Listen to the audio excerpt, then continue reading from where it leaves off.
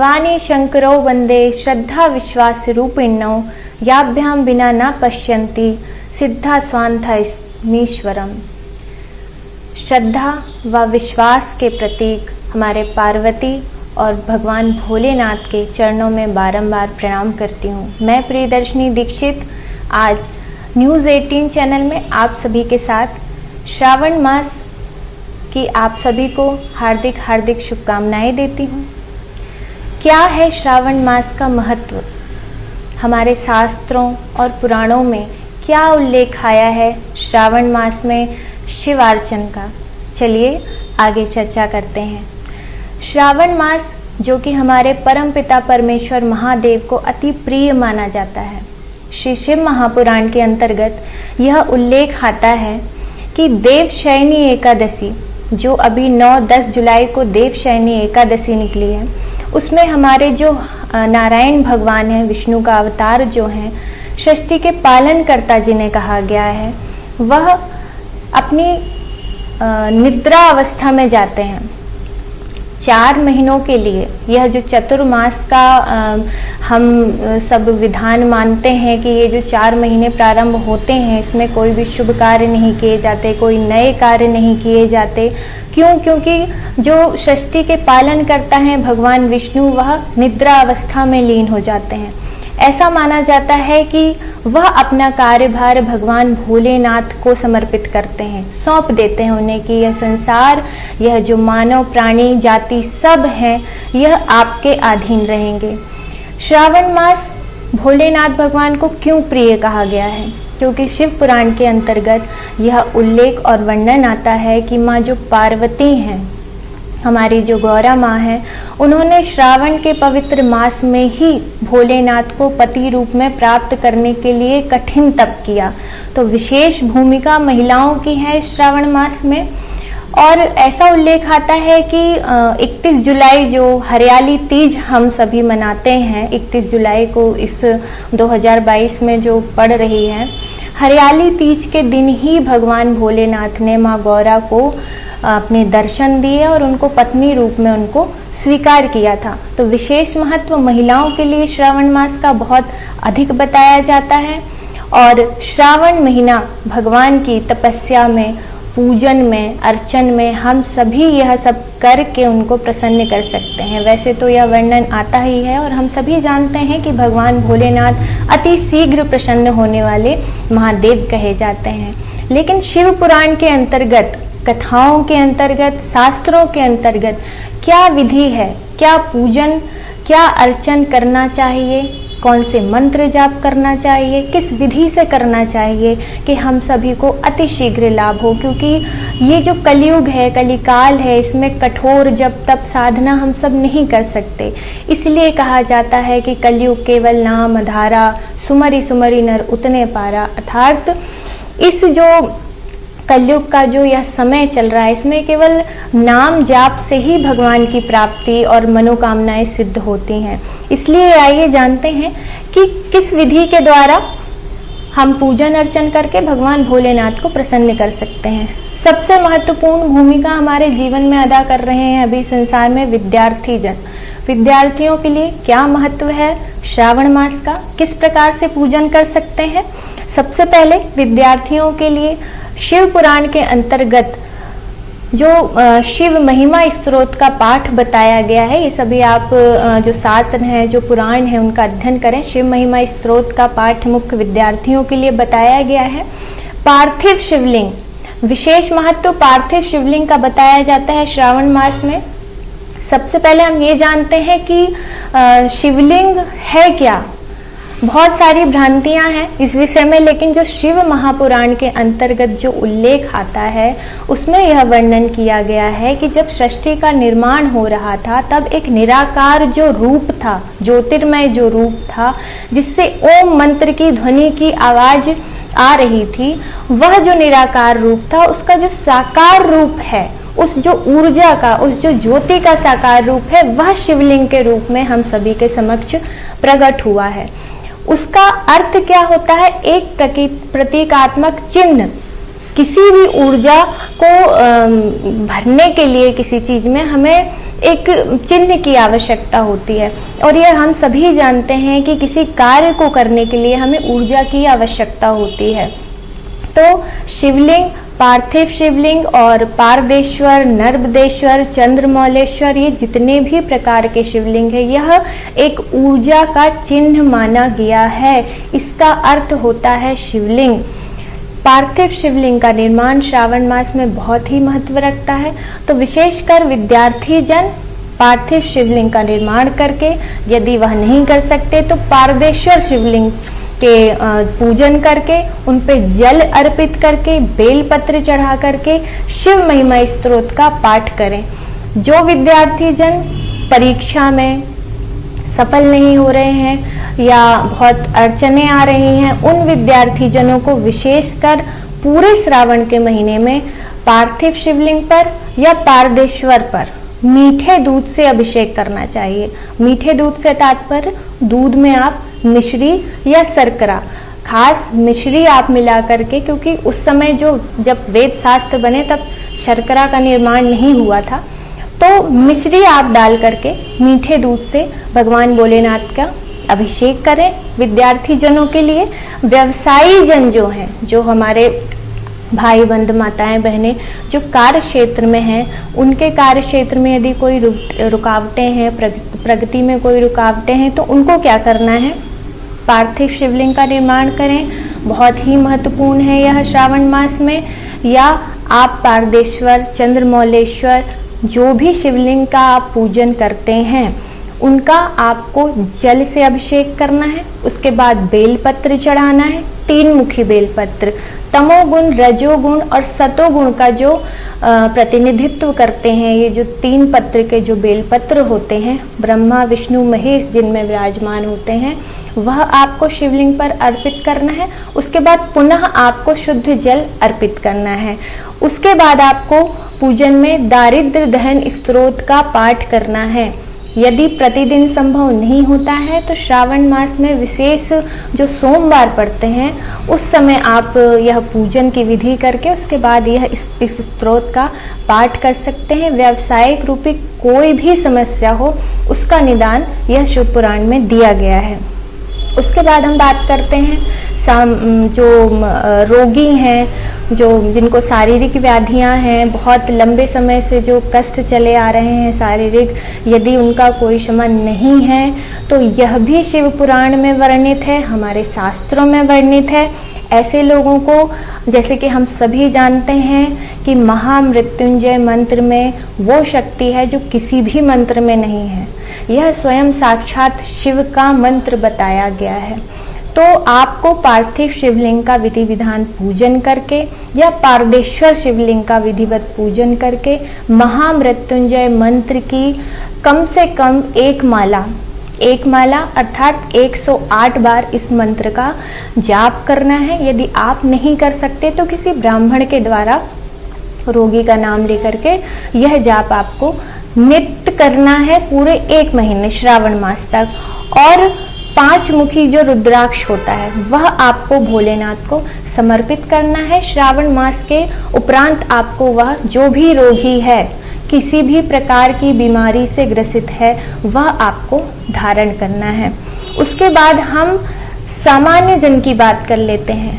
सभी लोगों को श्रावण मास में जो विशेष पूजन अर्चन नहीं कर सकते, समय का अभाव है या किसी भी प्रकार की समस्या है, तो सामान्य लोग क्या करें?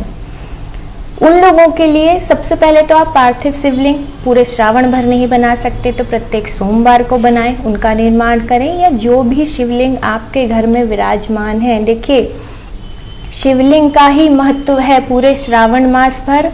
और जिस ऐसा विधान है, उल्लेख है शास्त्रों में कि जिस घर में शिवलिंग स्थापित होते हैं उस घर में कभी रोग व्याधि नहीं आती। विधिवत जब पूजन होता है उस शिवलिंग का तो किसी भी प्रकार का जो ऊपरी समस्याएं हैं वो नहीं आती, किसी भी प्रकार की व्याधि नहीं आती है उस घर में।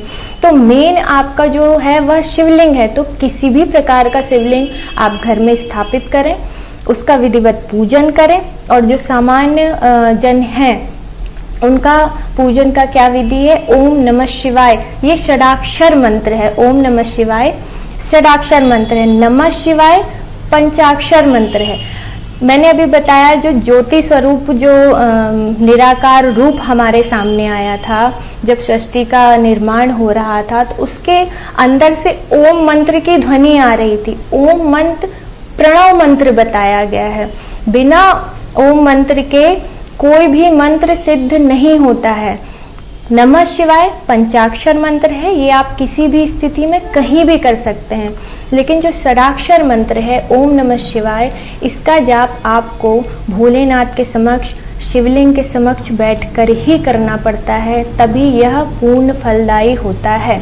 तो सामान्यतः सभी लोग इस मंत्र का जाप कर सकते हैं और श्रावण भर पूजन कर सकते हैं। ज्योतिष के अनुसार यदि हम बात करें तो सूर्य 16 तारीख को अपनी राशि परिवर्तित किए हैं, मिथुन से कर्क राशि में गए हैं। तो ज्योतिष अनुसार 12 राशियों का फल साप्ताहिक और सभी राशि वाले किस प्रकार श्रावण मास में भगवान भोलेनाथ का पूजन अर्चन कर सकते हैं।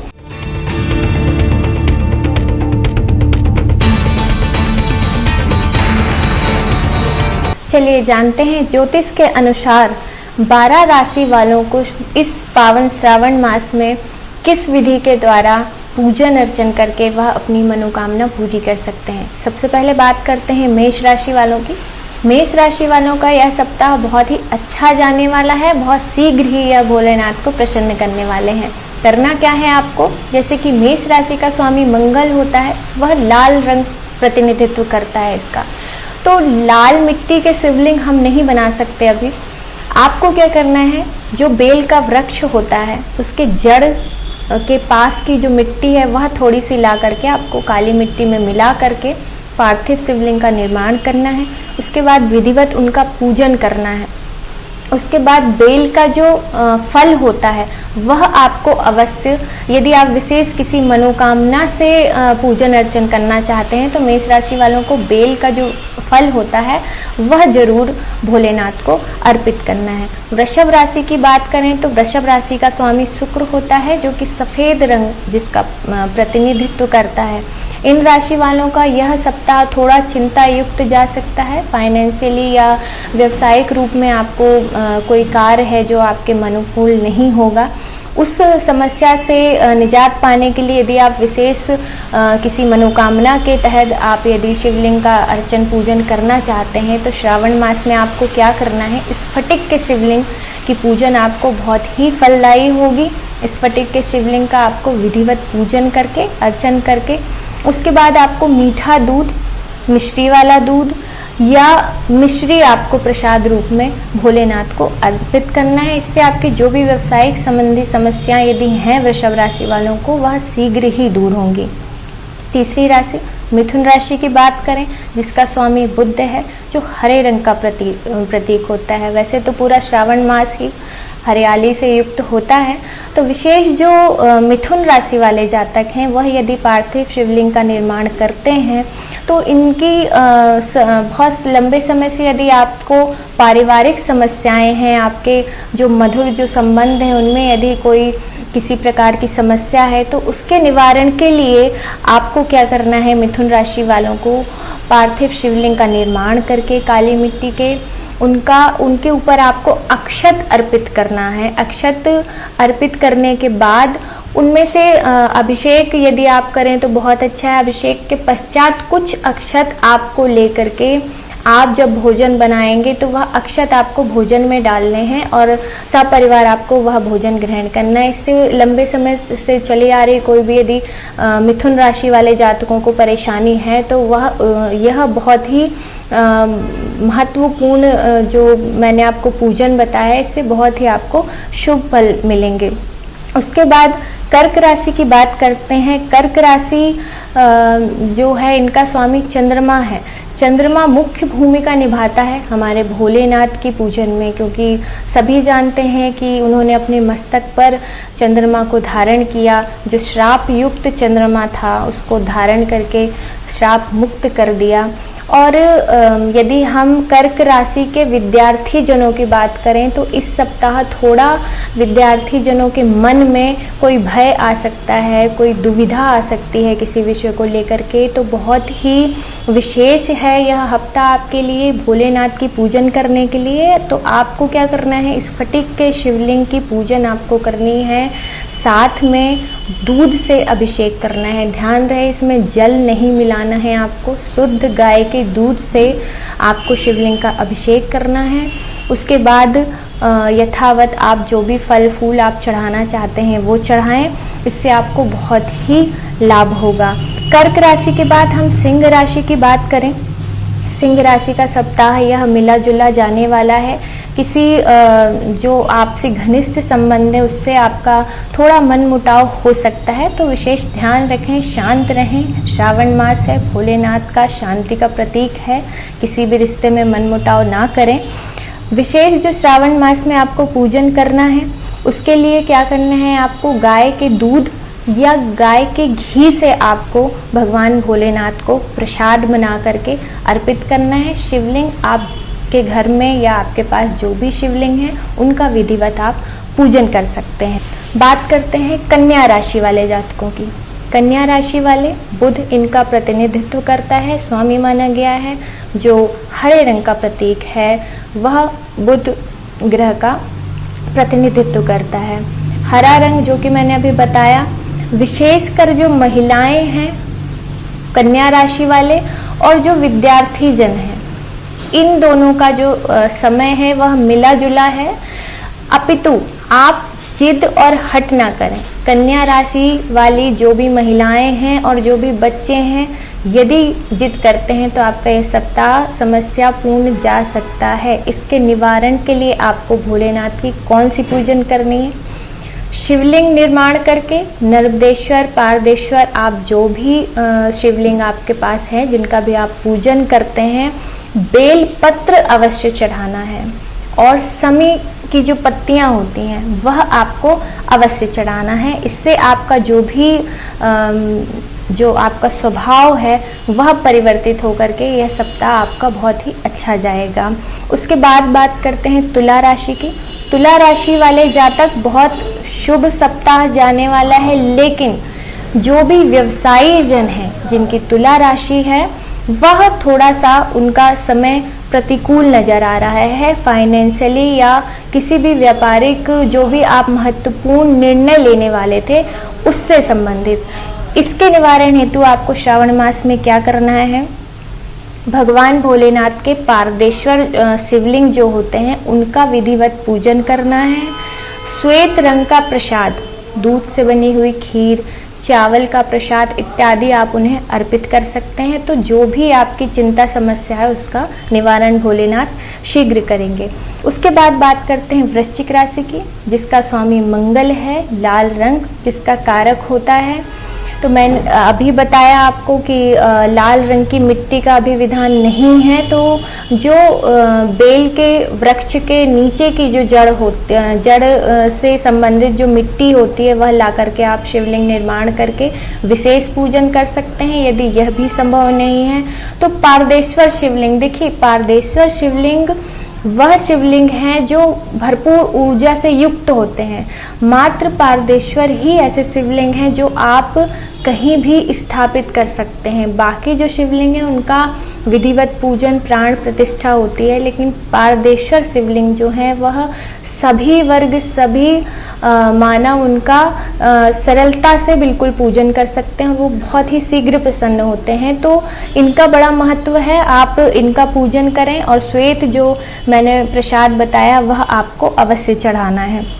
धनु राशि की बात करें, जिनका स्वामी गुरु है, 12 ज्योतिर्लिंग स्त्रोत, श्री शिव महापुराण के अंतर्गत 12 ज्योतिर्लिंग स्त्रोत का उल्लेख आया है। यह स्त्रोत आपको अवश्य करना है, क्योंकि वृश्चिक राशि धनु राशि वालों की यदि हम बात करें तो इनका जो मानसिक स्तर है इस सप्ताह थोड़ा कमजोर हो सकता है। कमजोर होने से मतलब कि ये जो महत्वपूर्ण निर्णय लेने की क्षमता है यह इनमें थोड़ा दिक्कत दे सकती है। तो इस समस्या के निवारण के लिए आपको यह उपाय करना है।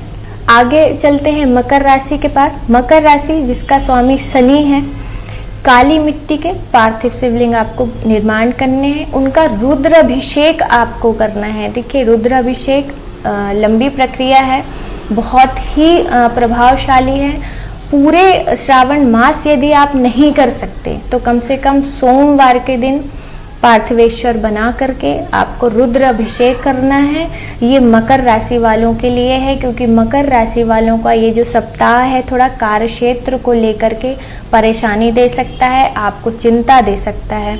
इसलिए आपको पार्थिव शिवलिंग बना करके रुद्र अभिषेक उनका करना बहुत ही फलदायी होगा। आगे बात करते हैं कुंभ राशि की।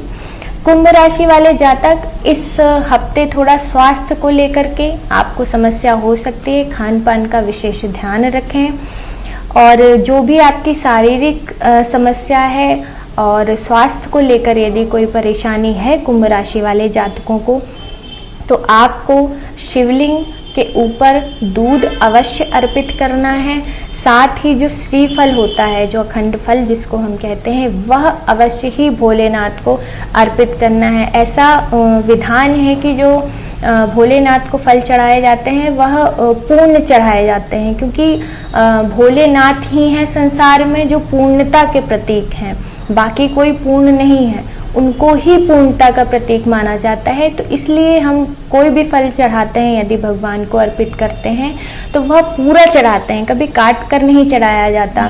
और जो श्रीफल का विधान है, भोलेनाथ को जो श्रीफल चढ़ाया जाता है वह कभी तोड़ा नहीं जाता। नारियल हम ज़्यादातर पूजन के बाद तोड़ करके प्रसाद के रूप में पा लेते हैं, लेकिन भोलेनाथ का जो श्रीफल हम चढ़ाते हैं वह कभी भी फोड़ा नहीं जाता। इस बात का विशेष ध्यान रखिए। बात करते हैं मीन राशि की, जिसका स्वामी गुरु है। शिव सहस्त्र नाम इस पाठ का आपको जो शिव सहस्त्र नामावली होती है शिव पुराण के अंतर्गत, इसका पाठ आपको करना है। प्रतिदिन नहीं कर सकते, प्रत्येक सोमवार को कीजिए, या श्रावण मास में आपको जब समय हो, जैसी स्थिति परिस्थिति के अनुसार आप इस पाठ को अवश्य करें। क्योंकि मीन राशि का वैसे तो यह हफ्ता बहुत ही शुभ जाने वाला है, लेकिन किसी प्रकार की लापरवाही से कार्य क्षेत्र में आपके रुकावट आ सकती है। जो महत्वपूर्ण आपके कार्य बनने थे उनमें रुकावट आ सकती है। और जो विद्यार्थी जन हैं, जो प्रतियोगी परीक्षाओं में जिन्होंने भाग लिया है, उनको कुछ समय प्रतिकूल नहीं दिख रहा है। तो ये जो दोनों भाग के लोग हैं, व्यवसायी और विद्यार्थी, यह विशेषकर ध्यान रखें। शिव सहस्त्र नामावली का आपको श्रावण मास में कम से कम एक बार तो पाठ करना ही है। भगवान भोलेनाथ की कृपा आप सभी पर इसी तरह बरसती रहे। हर हर महादेव।